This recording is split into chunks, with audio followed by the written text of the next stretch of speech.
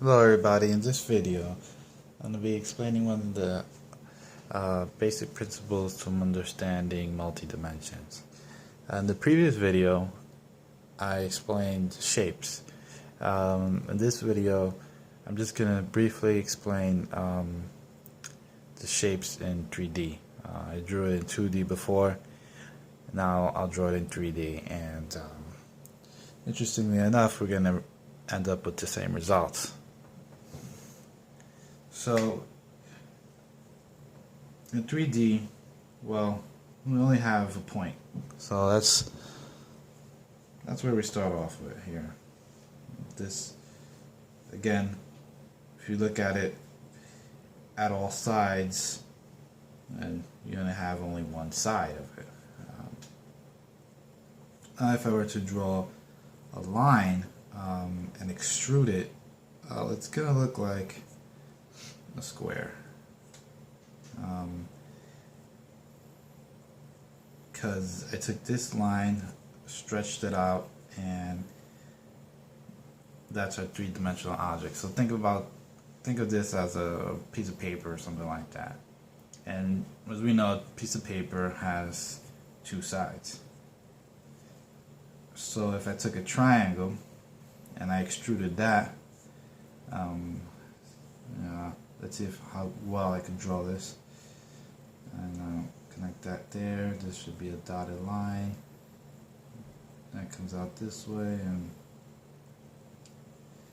yeah, so you kind of get the concept there.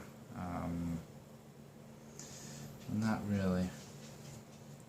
Well, essentially this is a shape. If you're looking at it, it's going to have 5 sides. The 2 in the front, the 1 in the bottom, and the 2 on the sides.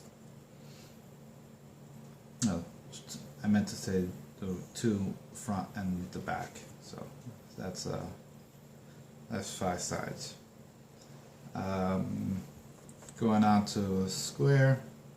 If I were to extrude that, you get, like, your dice, right? So actually I should draw it like this. That looks a little better now. And then a little imaginary line here connecting that.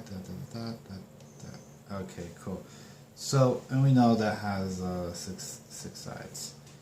And if I keep adding points, eventually I'm going to get to a sphere. And interestingly enough, for how many times you spin it around or whatever, you only have one side to that sphere.